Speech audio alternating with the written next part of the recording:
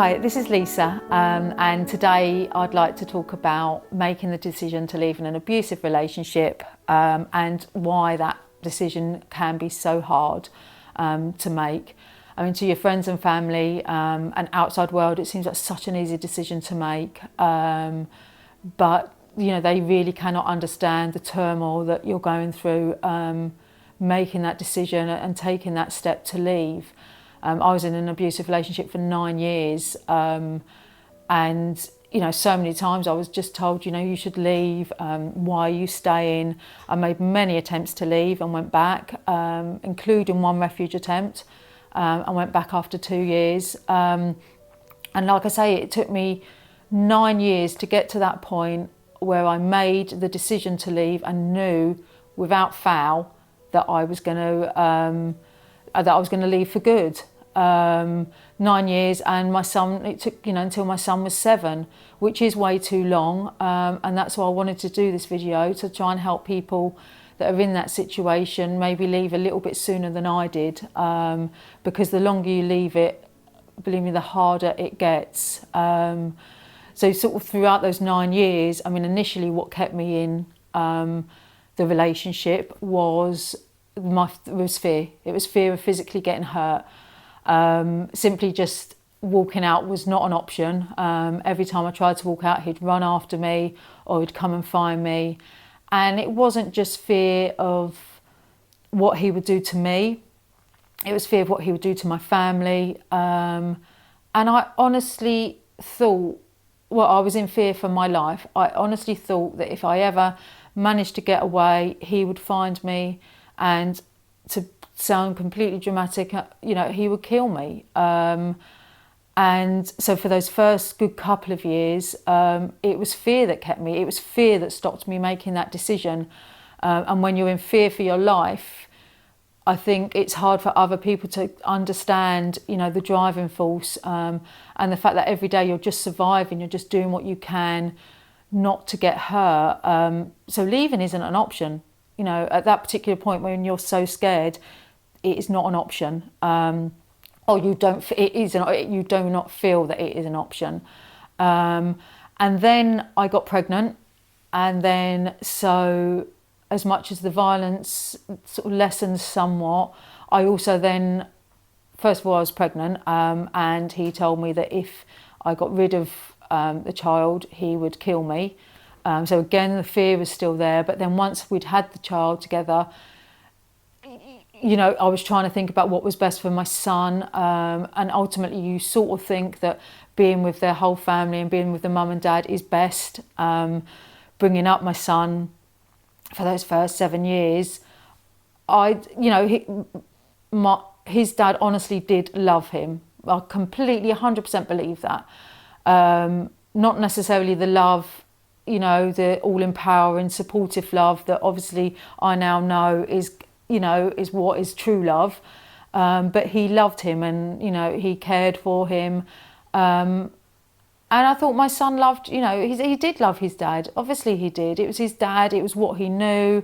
And I honestly thought that my son would be better off, no matter what I was going through, my son would be better off having us both there.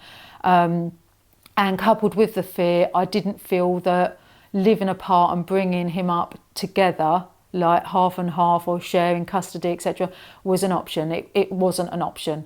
So I was scared then if I left that he could take my son and then I'd never see him again. And sort of thereafter, so you've got the fear, the physical fear, you've got the turmoil going on about what's good for your children, and you ultimately believe that they're not getting as hurt from this process and what's going on, as you think they're not getting as hurt as much as what they are, or being affected as much as they are, and you truly think you're doing the right thing by staying with them. I understand that. I really get that. You know, that's what kept me there. You know, I made a refuge attempt when my son was 2, and we had such a fantastic time, and he was free to be himself, and yet still I went back because I thought being in that family unit was the best thing for my son. No matter the violence, the control, I honestly thought it was for the best.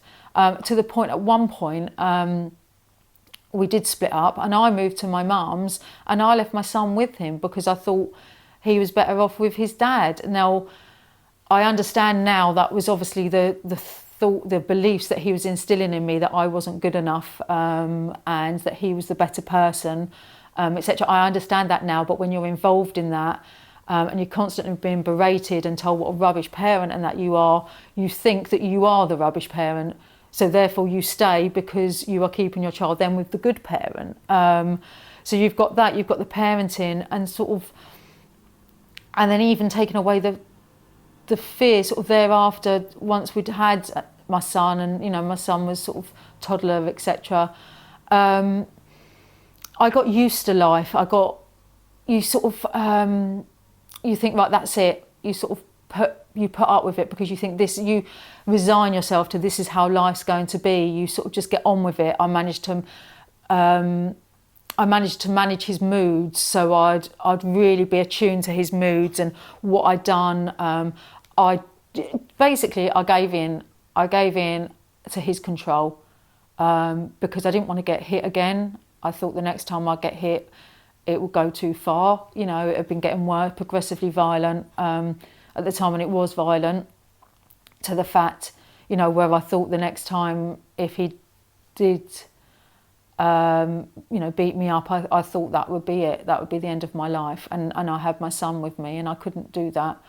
You know, I gave in and just let him control me, and I done whatever it took to keep him calm, to stop him getting in a rage, to stop him getting violent, and to stop him sort of berate. I didn't give him any reason whatsoever to sort of berate me, to put me down, because everything I'd done was perfect. It was exactly how he wanted it, and I resigned myself to that. And so I got used to life like that. You know, my son had his friends and that at school, and so you resign yourself to that life, and any life other than the life that you're involved in is just this big black unknown hole. You just have not got a clue. Like, if you then left, you know, you think this was 7-8 years in, leaving then, I didn't have a clue. Like, where would I live? What would happen? What would happen for me and my son? You know, would social services get involved? What would happen when everybody found out the truth of all this stuff that was going on? How would I make money? How would I go to work? There's so many questions that come as a result of leaving, that you're more comfortable staying, because you get to the point where you can manage the behaviour. You're going to have, you weather the odd storm and that, but ultimately you learn, you adapt. As human beings, we do, particularly, you know, if you're in fear for your life or in fear of getting hurt, you're going to adapt to the situation to prevent the fear, to prevent the harm. So you sort of fight for your own survival, and you get so used to that becomes your comfort zone. You know, that's where you're comfortable. That's what you know. So taking yourself and your children out of that just seems like too big a step. It just seems ridiculous. It seems, you know, I honestly thought I would never, ever get out, particularly after the fact that I went to a refuge and ended up going back.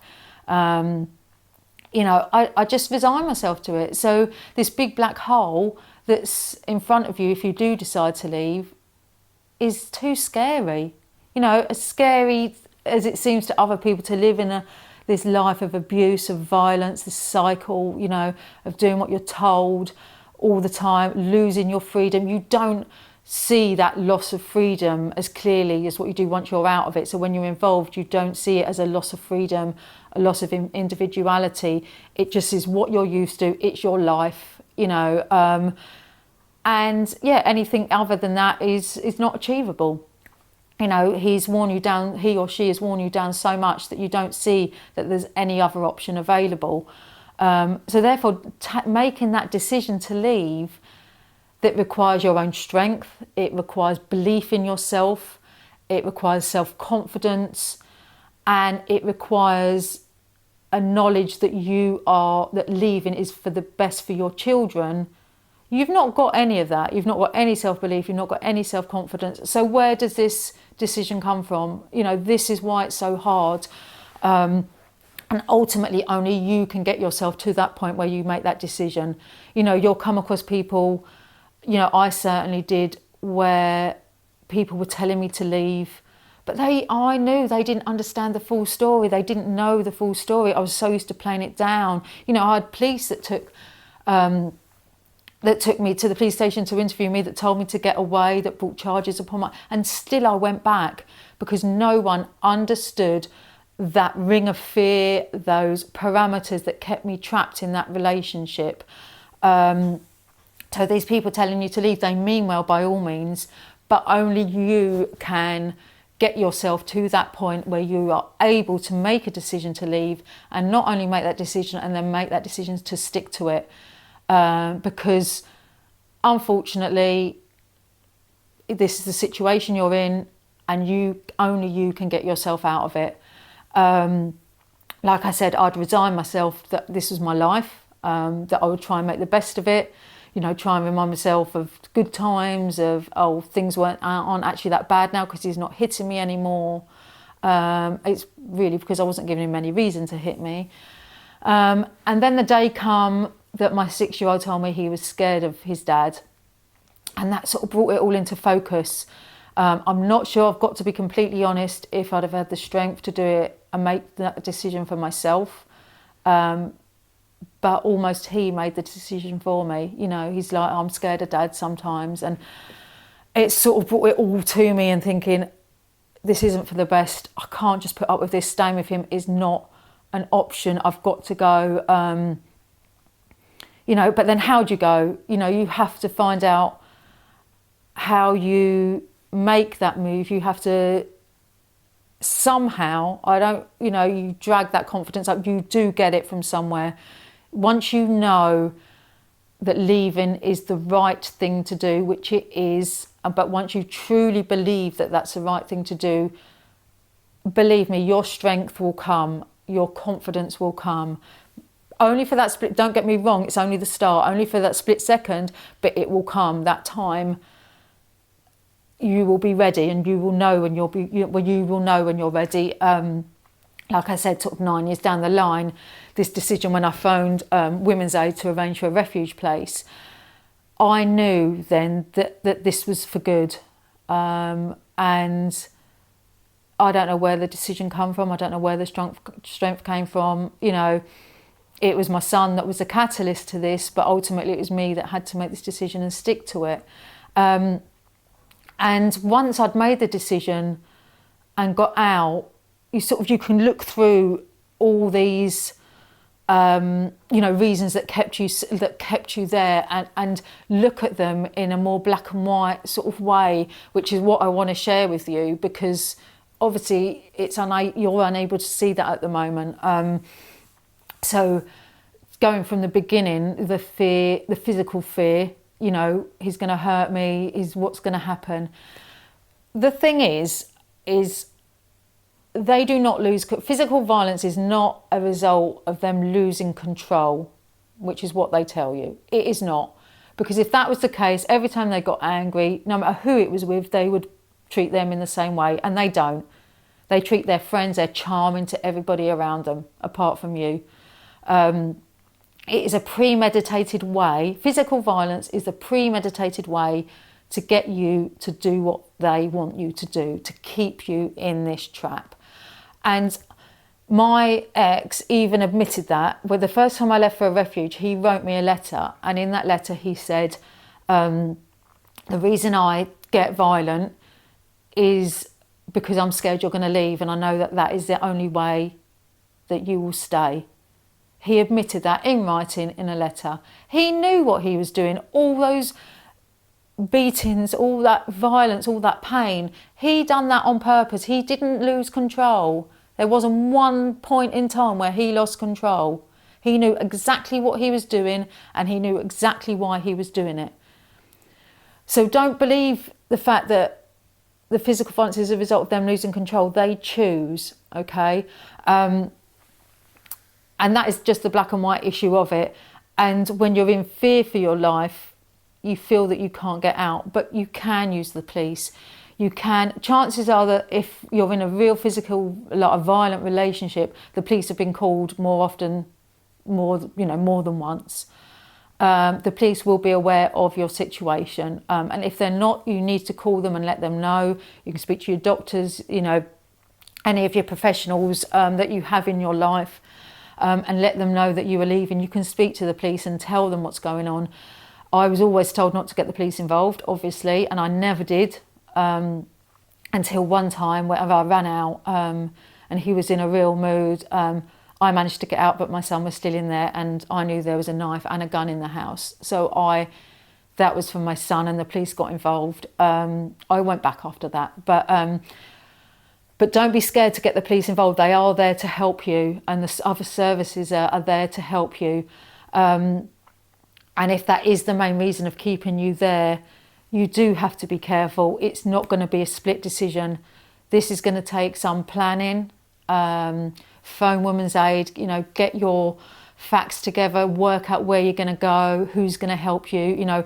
I had my sister on standby, so that when the time was right, I called her and she come and got me and took us to the train station, got my son from school. So you need to plan. It can't just be an off-the-cuff decision. So when people are telling you to leave, you can't just make that decision. You need to make the decision in your head, but you need to plan when that's going to go ahead. You need to maybe give yourself a good couple of hours where you know that he or she's not going to be around, so that you can make quite a good break for it. And you get the police involved. You call the police. You let people know what's happening, and you keep people around you, and you go to a women's refuge. But physical fear, if physical abuse is what's keeping you there, you need to get out. The physical abuse will get worse. It escalates, unless you get to that point like what I did, where you let it completely control you, and that's not an option. Okay, that's not an option for your life and your future.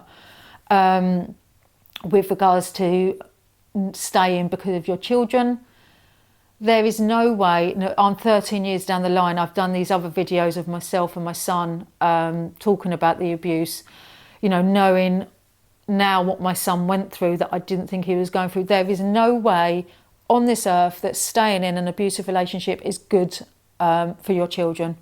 No way on earth. They could be a completely fantastic parent to your children, and they might not be aware of any abuse, possibly. I very much doubt that. But however, that doesn't mean to say that they're necessarily bad parents to your children. But if they are that good a parent to their children, they will agree that the relationship that you two are in is toxic for the children. It's keeping them in a cycle of abuse. It's opening them up to abusive language, control, abusive behaviours, put downs, belittling. It's making that seem normal to them. So it's increasing the chances of them either becoming an abusive themselves or becoming a victim of abuse. There is no way on this earth that staying in a toxic relationship is good for you and your children. They will thrive much better whether they stay in contact with their other parent or not, when you are both individually happy, when you are both free, and when you're both able to be the best people you can be. Because the best way to look after your children to your best ability is to start by looking after yourself properly. And you are not looking after yourself properly by keeping yourself in this abusive relationship. They will pick up on your feelings of unworthiness, of not being good enough, of fear, of control, of being told what to do. And they will either take over and tell you what to do, or belittle you, because they don't think it's a bad thing. They've seen it role modelled time and time again, or they will come to expect that from your partner. So there is no way that staying is going to do your children any good whatsoever. It will harm your children by staying in this relationship, indirectly or directly. They can still have a relationship with their partners, with your partner, if this is what's in the best case for the children, but that doesn't have to be as a couple. You do not have to be a couple in order to both parent your children. And then thereafter, it's that giving in, isn't it? And that fear of the unknown, that black hole. There's not a lot, the black hole's going to be there. I know how scary it is, turning up at that refuge or leaving, knowing that you're not going back with no knowledge of what those next day is going to bring to you, yet alone what the next year and how your future's going to pan out. There's no way you can make that much easier for yourself apart from build up your self-confidence and your belief that everything will be okay, because I promise you everything will be okay. Each step you take lightens up that black hole a little bit more. It paves the way for your future. It paves the way for your freedom. And yes, you are going to get to that black hole and you're going to think, oh, do you know what? I'm going to go back. It's so much easier. I haven't got to deal with all contact if I've got children, with all the abuse that's still coming in directly to me. I haven't got to worry about my money, where I'm living, moving away from my friends, starting my life. I know, I totally get how easy it might seem to go back or to stay, but you've just got to just make that move, because as you move into this black hole, it opens up. There'll be people there that you never thought would be there for you, that will be there for you. Things will just become so much easier because you're in control. Get all the support you can. There's fantastic charities out there that will help you. There's a Women's Aid, they're fantastic. There's so much around you. If you are living in a refuge, the support workers, people like myself that have been through it and that are trying to get their messages out on social media and online. There is so much there to help you get through this black hole and to lighten the way, because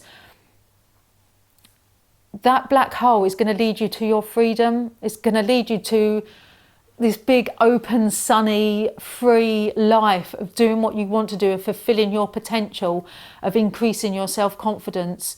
So don't let that feeling of being uncomfortable send you back or stop you moving, because yes, it will be uncomfortable. Yes, it's going to be hard.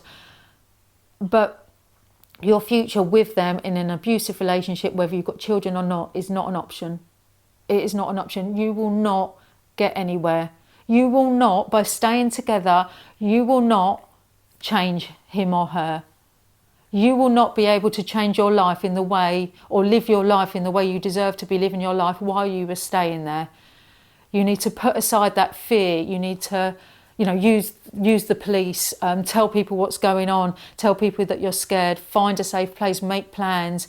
You need to realise that your children's lives are much better out of a toxic relationship, and you need to realise that your future, and you can only live the life that you deserve when you are not within this relationship. And as you take more steps to believe in yourself, to build your self-confidence, to build your knowledge, that black hole will open up, and you will get out and you will experience your freedom and your potential, and you will wonder, like I have so many times, why you didn't leave sooner. So for those that are listening, that are trying to make that decision to leave, just listen to this time and time again, and gather the knowledge that you need, gather the confidence and strength that you need through help, through support agencies, through charities, through the police, through everybody that's around you, to get yourself in a position where you can make that break, because I promise you, you will not regret it. As hard as it's going to be, you will not regret it. And for those that have made that decision but are struggling to stay away, just think about your future. Your future is much brighter without them. You can make your own, you'll have time to make your own decisions, to make your own choices. And going back is not an option. You've already come so far. And for those that are listening that are trying to help people to make the decision to leave, just understand that the turmoil that they're going through at the moment makes it very hard to make any sort of decision. You know, you're trying to just get through every day, so equip them with the knowledge with things like this video and these messages and other messages from other people, to build up their knowledge and to build up their confidence and to build up their belief that they can do this, because you can do this. And once you are out, you will stay out and you will live the life that you and your children deserve, which is a life of freedom, of happiness, of support, of love and care. It is literally there, ready and waiting for you. So you just need to take that step, guys, you know, and make that decision. Keep yourself safe, but step into that black hole, because believe me, it's not as scary as staying in where you are at the moment. Thanks a lot.